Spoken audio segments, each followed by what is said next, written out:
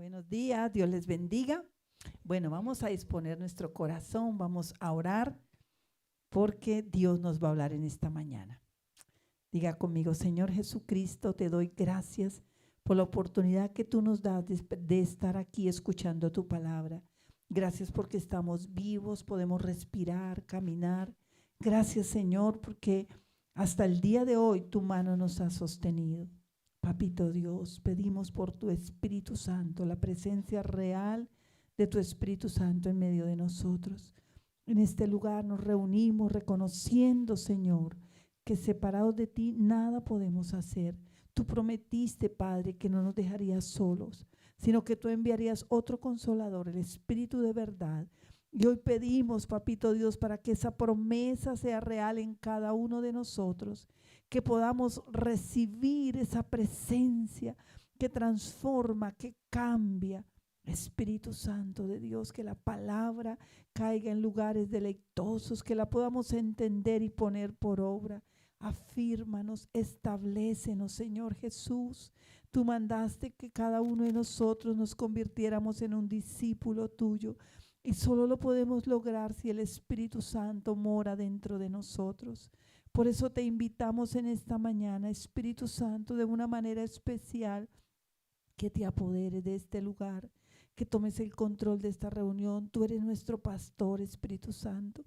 Nosotros somos simplemente colaboradores, pero tú eres quien nos guía, quien nos fortalece, quien nos consuela.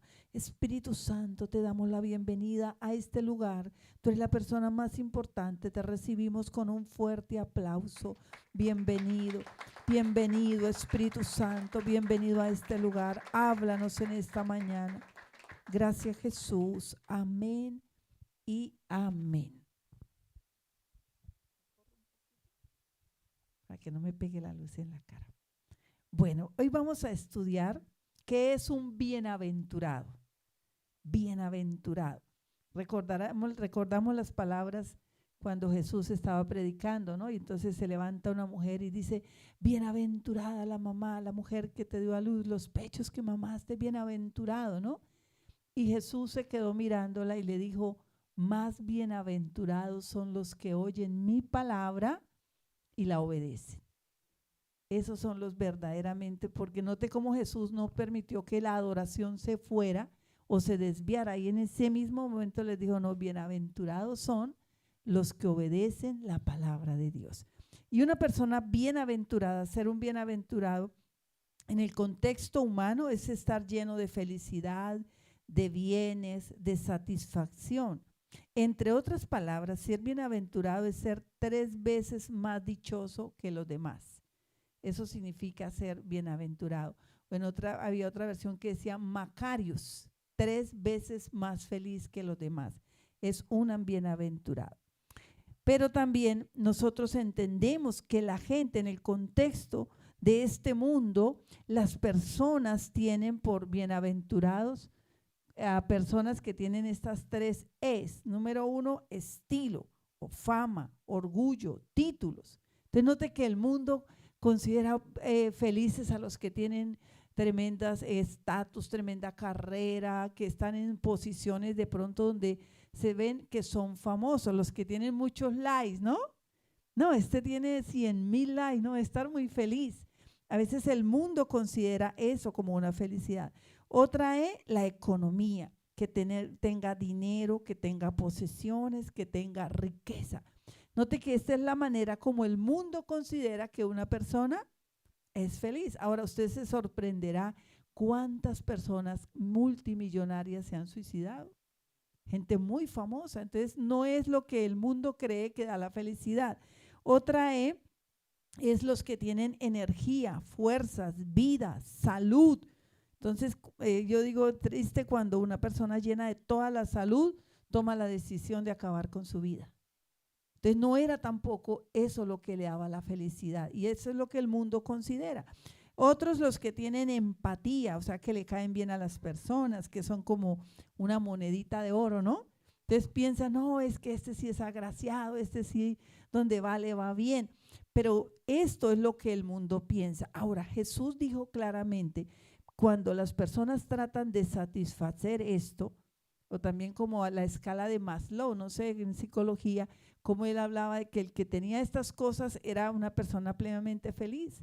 Pero ¿qué dice la palabra de Dios? ¿Qué dijo Jesús? Jesús dijo, mira, si nosotros enfocamos nuestra vida en este mundo, en la vanagloria de la vida, en lo que los ojos quieren ver, en todo lo que el mundo ofrece, sepan que el mundo pasa y sus deseos, pero el que hace la voluntad del Señor permanece para siempre. Entonces es entendible que el mundo cree que esas cosas son las que dan la felicidad. ¿No le pasa a usted que de pronto va por un lugar y ve una mansión y uno se pregunta, ¿la persona que vive acá se sentirá plena, satisfecha, tendrá una familia, un hogar? ¿O cuántos viven en tremendas mansiones solos, que no los aguanta nadie? Por ahí un gato y un perro, a lo máximo, ¿cierto? Y eso porque el gato y el perro no hablan. Pero realmente nosotros debemos aprender de Jesús, quien nos enseñó que nos daría la verdadera felicidad, que realmente nos llena de gozo. Y entonces dice la Biblia en el libro de Mateo, quiero que miremos Mateo capítulo 5 y vamos a leer desde el verso 1. Mira, esto de las cosas que pueden transformar una vida, una sociedad, es cuando nosotros prestamos atención a lo que es Mateo capítulo 5, 6 y 7, que fue donde Jesús dio prácticamente las enseñanzas que encierran todo lo que una persona puede obtener y puede hacer para llegar a ser verdaderamente feliz. Dice, viendo la multitud, subió al monte y sentándose, vinieron a él sus discípulos, siempre era la primera línea los que estaban ahí, ¿no? Y abriendo su boca les enseñaba diciendo, y aquí viene la primera, bienaventurados los pobres en espíritu, porque de ellos es el reino de los cielos. Entonces, la primera pauta para que una persona sea feliz verdaderamente, sea 3 veces más feliz que el resto, está aquí en el verso 3, los pobres en espíritu. ¿Qué significa ser pobre en espíritu? Note que por muchos años la iglesia tradicional desvió esto a pensar que una persona si tenía posesiones económicas, entonces era mala, era pecadora, que el humilde era el que no tenía nada. Pero aquí Jesús no habló, precisamente no está hablando de cosas materiales, pobres en espíritu, los que reconocen la necesidad de Dios. Son los que se levantan en la mañana y antes de salir corriendo a hacer cualquier cosa, se arrodillan y le dicen, Señor, te necesito. De eso será lo que el Señor estaba hablando. Cuando Él dice, mira, en el Salmo 127 dice, en vano el hombre trabaja si el Señor no le edifica su casa. Dice, en vano vigila la guardia si el Señor no cuida la ciudad. Por demás es que comáis paz de dolores, que madruguemos, que vayamos tarde a descansar, pues que a sus amigos Dios les concede los sueños mientras duermen. Entonces note cómo el Señor nos está hablando de que para ser felices lo primero que tenemos es reconocer que necesitamos de Dios, porque para nosotros ser ricos espiritualmente, la única fuente para obtenerlo es estando buscando la presencia de Dios. No hay atajos. Usted no puede ir a una droguería y decir, venga, véndame una inyección de fe, ¿cierto? O está en una situación deprimente, no, es que necesito que me den una inyección de ánimo, necesito fe. No hay. ¿Cómo se logra? Cuando nosotros reconocemos, Señor, separados de ti, yo no puedo hacer nada. Señor, sin ti yo no quiero salir. Moisés le dijo, Señor, si tú no vas a ir delante de nosotros, déjenos aquí. Preferimos quedarnos aquí dándole vueltas al monte, pero sin ti a ninguna parte quiero ir. Entonces lo que primero nosotros debemos entender que realmente nos hace feliz es que nosotros podamos ser esas personas que buscamos siempre agradar a Dios. Ser pobres en espíritu, Señor, yo no sé mucho, yo necesito, no importa cuántos años yo lleve leyendo la palabra, yo todos los días necesito a Dios como el primer día. Todos los días tenemos que aprender y eso es lo que verdaderamente nos hace felices. Note que Jesús en una ocasión estaban sus discípulos, dice, cuando él tuvo que pasar por Samaria y estaba cansado, entonces se sentó ahí al lado del pozo de Jacob y entonces en eso vino una mujer. Y él empezó, o sea, Jesús a pesar del cansancio físico que tenía, nunca perdió de vista lo que él vino a hacer a la tierra, que era buscar a los pecadores. Y entonces cuando él empezó a hablar y dice, vinieron los discípulos y le trajeron comida y le dijeron, maestro, come. Y él dice, no quería comer. Entonces dijeron, pero bueno, ¿será que alguien le trajo de comer? ¿Por qué si estaba cansado y nos mandó a buscar comida y ahora no quiere? Entonces Jesús le dijo, mira, es que yo tengo una comida más importante. Y esa comida es que yo haga la voluntad de mi Padre y acabe la obra. O sea, note que él siendo Dios, el Hijo de Dios, y Jesús teniendo la divinidad, él reconoció siempre la necesidad del Padre.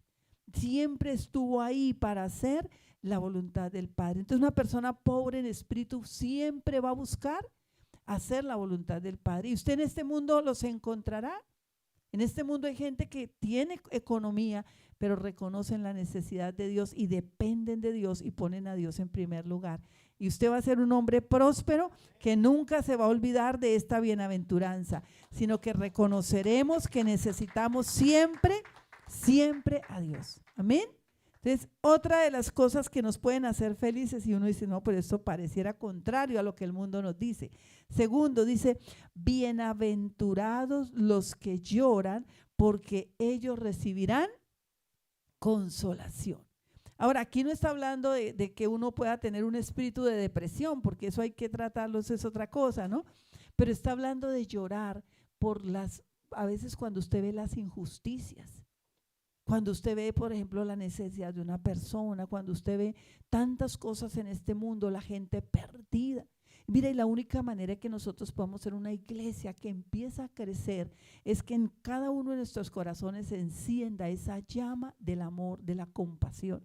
Que cuando uno se arrodilla a orar, uno llore por los perdidos. Como cuando uno gime por un hijo y que uno clama a Dios y uno suplica de todas las maneras, que de la misma forma nosotros tengamos ese dolor por las gentes que se pierden, que no lo tomemos en serio. ¿Usted sabía que cada tic-tac del reloj cuántas personas mueren? ¿Cuántas personas? Hay una aplicación donde uno se pone a mirar, ¿no? ¿Cuántos mueren cada segundo? Y eso es así, eso no para. Eso parece como la bolsa de valores. Cuando va en ascenso, cuando va en caída, es así. Pero la diferencia es que cuántas de esas almas van al cielo y cuántas van al infierno. Y cuando uno empieza, dice, bienaventurados los que lloran. Jesús lloró cuando vio a Jerusalén. Y dice que él se quebrantó y le decía, Jerusalén, Jerusalén, que matas a tus profetas y a quienes te son enviados. ¿Para qué eran los profetas? Para tratar de hacer volver el pueblo a Dios. Pero ellos se enardecían y lo que hacían era que los mataban. Y el Señor vio lo que iba a ocurrir con Jerusalén en el año 69, cuando vino Roma y arrasó con todo y mataron más de 12,000 judíos en el mismo templo. De tal manera que como eso es embajada, se veía un río de sangre. Fue algo terrible. Y Jesús lo vio y le dijo, mira, no quedará piedra sobre piedra sin que sea removida. Y dice que Jesús lloró. ¿Por qué? Porque él dice, ellos no vieron el tiempo en que el Señor les estaba hablando. Entonces, mire cuántos de nosotros nos cargamos con la familia porque no quiere recibir al Señor. ¿Cierto? Y a veces queremos hacerlo es en nuestras fuerzas y uno sabe, y es que anda en eso. Pero cuando uno se humilla ante Dios y empieza a quebrantarse, a llorar lágrimas por ellos, Señor, sálvalos. Señor, ten misericordia. Mire, una de las cosas que a uno le pasa y a veces Dios lo lleva a como a esos momentos para hacernos compasivos. Cuando nosotros estuvimos ahorita en migración, ¿no? Porque yo a veces decía, mire, uno a veces no entiende, ¿no? ¿Por qué? Pero yo decía, pero ¿para qué Dios mío, por qué se irán así legalmente para que les pase todo eso, ¿no? Y en serio, yo en mi vida yo me sentía muy segura, no, nosotros estamos haciendo la EB2 y nos va a salir, y eso es que yo no tenía ni esto de temor, nada, o sea, yo en mi vida jamás pensé, cuando yo veo esa cantidad de personas allá con las cadenas en los pies, con una cadena aquí y aquí la mano, o sea, gracias a Dios a nosotros no nos la pusieron así, pero a mi corazón tuvo una transformación en decir, Señor, necesitamos compasión. Y el Señor me llevaba la palabra donde decía, mira, Dios juzga a las naciones por 3 cosas: como tratan a las viudas, como tratan a los huérfanos y como tratan a los migrantes.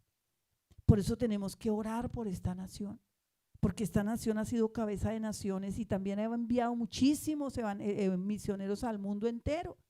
Pero ahora el Señor yo digo, Señor, ¿cuál es el propósito? Y hay mucha gente que necesita compasión. Ahora estamos orando diferente. Ahora ya no ora uno de una manera, de verdad usted ahora ya lo vio, estuvo ahí. Entonces su corazón cambia y por eso la Biblia dice que cuando usted es consolado, usted pasa por una prueba y usted sale, ya sea en la salud, ya sea en el hogar, alguna lucha que de pronto mantuvo con su esposa, su esposo, y usted venció y usted sale de allá, usted es compasivo. Si ya usted no ora regañando a la gente, no, es que mire, no, usted ya empieza a orar de una manera diferente. Dice, bienaventurados los que lloran, los que claman por las almas que se pierden, los que le suplican al Señor cada mañana, que tenga compasión de aquellos que están enceguecidos. Porque si la gente tuviera, decía Benny Hinn, mira, si la gente tuviera 5 minutos de conciencia de la eternidad, nadie pecaría. Nadie, porque cuando usted ve realmente lo que le espera a las personas en el primer día después de morir aquí en la tierra, solamente el primer día, y saber que es una eternidad donde van a estar separados de Dios para siempre, donde nunca más habrá esperanza. Entonces cuando su corazón se vuelve compasivo, por eso uno empieza a insistirle a la gente. Y uno se vuelve valiente, atrevido para derribar argumentos que están en la cabecita de ellos. Ya uno deja el miedo, porque a veces el diablo nos dice o nos disfraza de tan prudentes que no le hablamos a nadie, ¿no? No, es que yo no me quiero meter mucho, no, es que no. Pero ¿qué dice la Biblia? Si tú ves a alguien que está en pecado y no le dices nada, la persona se muere con su pecado. Dice, pero tu sangre demandaré de tu mano. Entonces la compasión a mí me lleva a orar, primero a orar, a orar. Entonces cuando ya usted ha orado y usted ha quebrantado su corazón y usted se acerca a esa persona, el espíritu inmundo está atado. Y la persona puede recibir, se le puede quitar el velo, porque ¿qué dice? El Dios de este siglo, ¿qué hizo? Les puso una venda en los ojos. Entonces las personas chocan y no saben contra qué chocan, tropiezan, dice la Biblia, y no saben contra qué. Dice, van por el mundo engañando y siendo engañados. Pero cuando usted y yo nos llenamos de compasión y empezamos a llorar por los perdidos, Dios nos va a traer para que ellos sean salvos. Dios va a traer gente y Dios no nos va a usar si en nosotros no hay compasión. Por eso el Señor dice, bienaventurados los que lloran, pero no lloran ahí porque uno también puede tener un espíritu de estar llorando por todo y por nada y por si acaso, ¿no? Entonces no, o sea, yo digo, Dios mío, yo tengo que aprender a saber por qué estoy llorando realmente, si estoy haciéndolo con una causa justificada, que de verdad me duele mi familia, de verdad me duele mi familia que no ha entregado su vida al Señor, me duelen las personas, los jóvenes, como a veces el diablo los convierte como en zombies. Yo no sé si usted ha visto, pero a veces parecen zombies. El enemigo los ha enredado, sus padres a veces para tratar de entretenerlos, tome un celular, tome, y los ponen ahí todo el día y empiezan a desarrollar unas patologías mentales, donde ellos quedan prácticamente como si fueran zombies, a veces no conectan con las personas, no se relacionan, usted los ve así agachados, llegan a un lugar y medio balbucean y a veces ni un buenos días. ¿Sí o no? ¿Cuántos de nosotros, nuestros papás nos enseñaron? No, salude con energía, que lo escuchen. Pero a veces el enemigo los ha enfrascado. Entonces no es para nosotros criticarlos, sino es uno que, Señor, ¿qué puedo hacer? ¿Cómo yo puedo abordar a esta persona? ¿Cómo puedo abordar a ese compañero que trabaja conmigo? ¿Cómo puedo ayudar yo a ese que estudia conmigo y yo sé que está mal? Entonces no tengamos miedo de no hablar, porque la Biblia dice que la compasión me lleva a hacer algo por el perdido. Otra de las personas que pueden llegar a ser bienaventurados en el verso 5 dice, bienaventurados los mansos, porque ellos recibirán la tierra por heredad. ¿Se ha dado cuenta que este mundo es a tratar de agresivamente poseer, tomar, arrebatar? Pero ¿qué dice la Biblia? Los mansos recibirán la tierra por heredad. Ahora, ¿qué es lo que quita la mansedumbre? Mire, Jesús dijo unas palabras tan importantes, dijo, vengan a mí los que estén cansados, cargados y trabajados. ¿Qué es lo que me quita la mansedumbre? El cansancio, las cargas y el mucho trabajo. Nos vuelven a veces agresivos. ¿Sí se ha dado cuenta que una persona a veces, fruto de las muchas ocupaciones, de la mucha presión de la vida, entonces se vuelve uno agresivo? Y Jesús dijo, vengan a mí, dijo, acepten mi yugo, tomen mi carga y aprendan de mí, que soy manso y humilde de corazón. Si hubo una persona que atravesó presiones, rechazo, maltrato, fue Jesús. Y Él nos dice, aprendan de mí, que soy manso y humilde de corazón. La mansedumbre es también un fruto del Espíritu Santo. Si usted no la tiene, vamos a pedirle, Señor, ayúdame.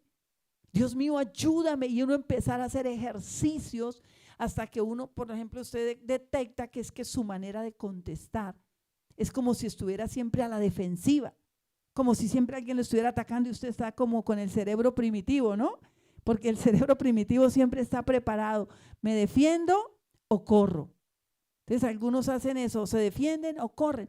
Pero cuando usted aprende de Jesús, dice, aprendan de mí que soy manso y humilde de corazón y hallaréis descanso para vuestras almas. O sea, la mansedumbre va a darle descanso a mi alma. Aprender a contestar con palabras suaves. La palabra suave calma la ira, más la palabra áspera hace subir el enojo. Entonces, ¿de qué manera yo estoy contestando? Si yo contesto con 2 piedras en la mano, ¿cierto? O si yo me calmo, respiro, mejor no digo nada cuando estoy muy estresado. Mejor hay momentos en que uno tiene que calmarse, esperar hasta que las aguas bajen y que usted pueda tener la sabiduría. Mire, un día, yo creo que yo lo comenté una vez, y digo, bueno, el Señor lo salva, ¿no? Porque nosotros veníamos de un viaje, estábamos viajando, era larguito, ¿no? Ya como 7 horas de camino, y en eso entra una llamada. Íbamos entrando a Bucaramanga, entra la llamada y era alguien, un familiar del papito, que le estaba diciendo que querían ir, que si se iban para Barranca, que los recogíamos. Y mi carne dijo, uy, no. O sea, yo estoy ahorita cansada, no, Dios mío, llegar uno empieza una cantidad de cosas, pero yo dije, Señor, gracias porque me ha enseñado a amarrarme la lengua, ¿no? Porque la carne de uno, ay no, papi, no, dígales que no, que otro día. Mejor me callé, no dije nada. Yo, bueno, Señor, en mi mente empecé a cuadrar, no, bueno, eso allá no las arreglamos. Después vuelve y entra otra llamada, no, Orlandito, que ya no podemos ir porque no sé qué. La tercera llamada, una de mis sobrinas, ay, tita, venga, tita, ustedes van por ahí, yo quiero ir. Y yo, mi amor, claro. Entonces yo dije, donde hubiera dicho algo anteriormente, y noté que se canceló, yo no dije nada. Y luego, pero ahora sí no está cansada, porque ahora sí van a sus sobrinas, ¿cierto? Entonces note cómo a veces la mansedumbre en un momento a uno lo salva. De no reaccionar de una vez, cálmese. Piense también que si yo reacciono de esa manera, usted nunca sabe cuándo va a necesitar mansedumbre del otro. Entonces uno tenemos que decirle, Señor, ayúdanos, porque Jesús cuando nos dice, aprendan de mí que soy manso y humilde de corazón. No se crea la mentira del cuento, no, es que si uno no se deja, todo el mundo se aprovecha. No, mira, eso tenga la certeza que Dios siempre sale en nuestra defensa. Cuando no te puedes defender y has hecho lo correcto, Dios sale y te defiende. Él hace algo, pero cuando tú siempre estás de agresivo, el Señor no defienda solo. Porque como se cree gallito y pelea, deje lo que se defienda solo. Pero usted aprende, mire, hay momentos en que uno se calla cuando alguien te ataca feo y dice cosas de pronto que no son ciertas. Cálmese. Porque la Biblia dice, tu pleito, yo lo defenderé. Entonces cuando habla de los mansos, mire, una forma de que voy a tener menos estrés, menos amargura, menos dolores de cabeza, aprender a ser manso y humilde de corazón. Y piense cómo respondería Jesús en este momento. Si usted no sabe qué hacer, piense, si Jesús estuviera aquí, ¿cómo le respondería a este? ¿Cómo le hablaría a este? ¿Cómo le diría? Mire, yo me imagino siempre a Jesús con la mujer adúltera. ¿Cómo estaría vestida ella en ese momento? Y como Jesús, aún después de que todos se fueron, no le dio un sermón. O sea, no, es que mire, no, es que mijita, usted sí vea, ¿te acuerda a su papá tantas veces que le dijo que no hiciera y usted no hizo caso? ¿Qué dijo Jesús? Mujer, ¿dónde están los que te condenaban? Y Señor, se han ido. Y se quedó, yo creo que ella diría, no, con este sí me cae el tablón encima porque este sí es puro. Por lo menos ella sabía que los demás también eran pecadores como ella, ¿sí? Pero ella saber que esa mirada pura y santa de Jesús que a uno de una vez lo traspasa, y ella no, ahora sí, sí me puede aplicar la ley. Y Jesús le dice, ni yo te condeno, vete y no peques más. Pero ella no siguió haciendo lo mismo. Ella cambió, yo me la imagino. Algunos dicen que ella viene a ser la misma María Magdalena, que porque tuvo una transformación, o sea, su presencia de Jesús en ella la cambió. Entonces nosotros debemos aprender a ser mansos, incluso, mire, entre nosotros. Esta iglesia va a crecer y vamos a ver cosas que uno, Dios mío, yo una vez habíamos delegado recién así en la iglesia pequeña en Barranca, y entonces delegamos a alguien para recoger la ofrenda, ¿no? Para pasar. Yo me acuerdo, era una niña hermosa y ese día se fue con una pinta, Dios mío. Cuando yo ya la veo que se va para el púlpito, no podía decirle tampoco, oiga, así no. Y yo no sé, yo dije, Dios mío, pero es que no puedo que se suba así porque, claro, el demás, no, pero es que la suben allá, aquí todo se permite. No, lo que pasa es que nosotros dejamos que el Espíritu Santo también sea el que los convenza, ¿no? De cuando ya ella iba para allá, yo me le acerqué con amor y mamita linda, estás tan hermosa, estás tan preciosa, pero esa pinta es solo para que tu esposito te vea. Por favor, déjame, yo te ayudo hoy con la ofrenda. Entonces ella, bueno, listo. Gracias a Dios, o sea, no se hirió, lo entendió. Y después yo le expliqué con la palabra por qué no era sabio hacer eso. Entonces nosotros tenemos que entender que si tenemos mansedumbre, el Espíritu Santo de Dios también va a poder obrar a través de nosotros. ¿Qué vas a hacer cuando llegue una discípula y que usted dice, Dios mío, ¿cómo le digo? ¿Cierto? O que va uno la discípula de otra y uno empieza a tirar dedo también, pues no. Tenemos que pedirle al Señor que nos dé la mansedumbre para no como que estamos aceptando el pecado, no. Pero ¿cómo lo corregimos de tal manera que las personas se sientan redarguidas y cambien por el Espíritu Santo? Amén. ¿Cuánto le dan un aplauso al Señor? Que Él nos da mansedumbre. La siguiente, bienaventurados los que tienen hambre y sed de justicia, porque ellos serán saciados. Ustedes sí se han dado cuenta ¿cuántos han hecho ayuno de 3 días? Qué maravilla el tercer día, ¿sí o no? En serio, o sea, yo digo, eso uno, Dios mío, cuando ya usted puede probar algo, y bueno, algunos no pueden comer mucho, sino les toca de poquitico, porque como que todo se les vuelve, se cierra el estómago, pero digo que es tan bonito, el Señor quiere esa hambre, pero por la justicia de Dios. O sea, ese anhelo, mire, yo a veces le digo a las mamás, no, que el niño no coma, y no lo obligue, déjelo, pero no le dé más nada, no le dé nada. Déjelo y verá que el hambre lo hace comer y el sueño lo hace dormir. Entonces, si usted no va a estar ahí con un plato detrás del niño, venga, no, déjelo, que eso llega un momento en que el hambre misma lo va a hacer que él desee la comida. Y aquí nos habla de esa hambre de justicia, que es eso mismo que el Señor quiso que nosotros entendiéramos, porque en esa época ellos sabían lo que era el hambre. O sea, no había una nevera que uno corra para la nevera, ¿no? Yo me imagino una época en la humanidad era en que corra a cazar algo. Y si no caza, no hay nada. Y no había cómo conservar los alimentos. Entonces, una comida para ellos era también muy valorada.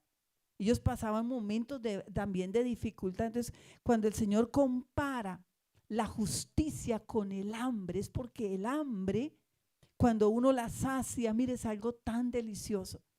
Es algo tan bonito cuando usted puede decir, Señor, gracias, entrego este ayuno.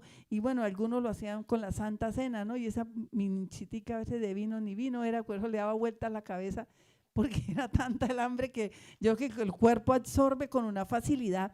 Entonces, cuando el Señor nos dice, mira, bienaventurados los que tienen hambre, los que entienden que no solo de pan físico vive el hombre, sino de toda palabra que sale de la boca de Dios. ¿Usted anhela la palabra? ¿Le gusta la palabra o la usa para dormirse? ¿Cierto? Porque algunos no lean la Biblia para que le sueñe. No. O sea, eso es a veces, pero ya usted la había leído en la mañana, ya usted hizo su estudio, pero que usted cuando usted busque a Dios, mire, usted tenga esa hambre. Que no sea uno ahí todo esgalamío, ahí como que no quiere, no, que leyó y no supo ni qué fue lo que leyó. Entonces uno debe buscar ojalá el momento en que uno esté más activo, más despierto, para que nosotros podamos ser saciados de ese pan. Cuando comprendemos, mire, el maná representa la provisión de Dios. ¿Y por qué no podían recogerlo de un día Lo de todos los días un solo día, porque Dios quería que cada mañana ellos fueran a buscarlo, que ellos dependieran de Dios. Y eso es lo que el Señor Jesús nos habla. Mire, bienaventurados los que tienen hambre y sed de justicia, los que cuando ven las cosas que pasan en este mundo, las injusticias, que clamemos a Dios. Vea, usted cómo clama, por ejemplo, por un gobierno donde usted se siente impotente, que usted dice, Señor, o sea, no está en mis manos, yo no puedo hacer nada. Y yo escuché la otra vez al pastor Benny Hinn, tremendo hombre de Dios, cuando estaba en el África, en la parte sur, en la Segunda Guerra Mundial, y él dice que Inglaterra estaba retrocediendo porque los militares, los jefes que ellos tenían, eran muy como indolentes ante lo que estaba pasando. Entonces ellos, por ejemplo, a los soldados les daban una botella, 1 litro de agua, y eso tenía que ser para cepillarse los dientes y beber casi durante 3 días. Mientras ellos tenían allá sus búnkeres y hacían fiesta y tomaban vino y todo eso, y entonces cada vez iban más arrinconados porque la tropa estaba desmoralizada.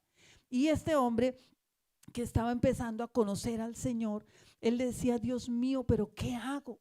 Se sentía impotente cuando vino el Espíritu Santo y le puso la forma de orar correctamente, porque él quería justicia, que la gente no siguiera viviendo bajo esa esclavitud. Y entonces le empezó a pedirle, Señor, levanta líderes en el ejército que traigan gloria y honor a tu nombre y que honren al pueblo, que el pueblo tenga la victoria.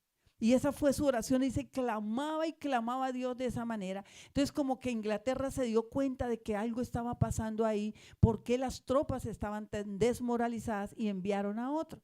Pero resulta que el que enviaron tenía la misma línea y el Señor no permitió que llegara, y yendo el avión hacia allá, los nazis lo derribaron. Así que William Churchill, el que estaba en Inglaterra, envió a otro, pero ese otro era un verdadero cristiano. Y dice Derek Prince que él estaba en un momento escuchando una radio que medio se oía, cuando él empieza a escuchar que el nuevo líder empieza a convocar a toda la tropa a orar. Y él empieza a orar y el Señor le habla claramente, es la respuesta a tu oración. Entonces hay momentos en que nos sentimos, mire, yo estoy orando así, Señor, levanta alrededor del presidente Trump, levántalo a él, levanta, Señor, esos hombres que traigan gloria, honor a tu nombre y la victoria a tu pueblo. ¿Qué más podemos orar? Así lo hacemos por nuestra nación. No tenemos de pronto nosotros como otra forma de poder influenciar, pero tenemos la forma más grande, y un día usted y yo veremos el resultado de nuestras oraciones. Si nosotros tenemos hambre y sed de justicia, que haya justicia para los más necesitados. La quinta, bienaventurados los misericordiosos, porque ellos alcanzarán misericordia. Misericordia es ponerse uno en los pies del otro, en los zapatos del otro. ¿Cómo nosotros podemos ponernos en los zapatos de aquellos que padecen injusticia, que padecen necesidades, que a veces, Dios mío, hoy en día hay cosas que están pasando que a uno le mueven el piso, ¿no? De pronto uno pregunta no, está preso y no hizo nada, que uno diga, como en nuestras naciones conocemos, un crimen. Pero eso nos tiene que llevar a nosotros a orar, nos tiene que llevar a nosotros a tener misericordia de nuestro hermano, a no ser religiosos. Ahora, mire, la religiosidad es cuando tú eres rígido y empiezas con solo unas normas y normas, pero si uno tiene ese nivel de pureza, de santidad, ayude a los demás.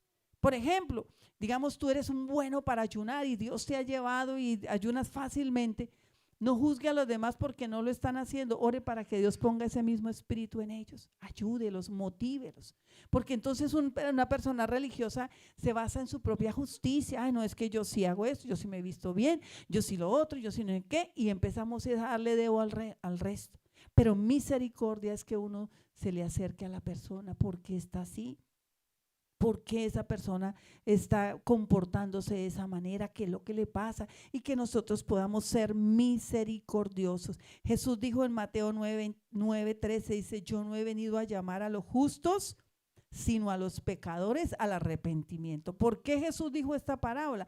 Porque él estaba lo habían invitado a comer y estaba lleno de puros publicanos, pecadores, había de todo, ¿no? Y entonces los fariseos decían, pero bueno, si este maestro, ¿por qué se sienta con toda esa gente? ¿Por qué creen que Jesús se sentaba con ellos? Jesús no hizo las cosas que ellos hacían, era la oportunidad de acercarse para que ellos conocieran el amor del Padre. Siempre Jesús se le acercó a la gente con ese propósito. Jesús no se le acercó a la mujer samaritana, ay, no, y a que ella le contara su historia, ay, no, yo te comprendo. No, yo entiendo, tú has vivido. No, note que él nunca se le acercó a la gente para dejarlos igual, o para ser complaciente, o para decir, no, mira, yo te tolero. No, él se acercó a ellos para con amor cambiar su manera de pensar. Y eso es lo que hace una persona misericordiosa.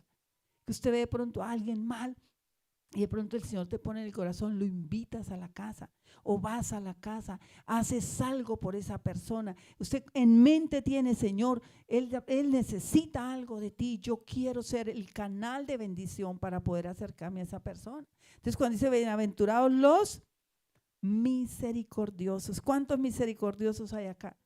Sé que aquí hay gente con ese corazón, pero nosotros hoy vamos a pedirle al Señor que estas, no vamos a continuar con todas, las dejamos para la próxima, las que faltan porque son muchas, pero la idea es que esta semana pongamos en práctica las que hemos visto. Amén. Que usted, Señor, ¿cómo yo puedo poner en práctica? Una lagrimita al menos por un perdido.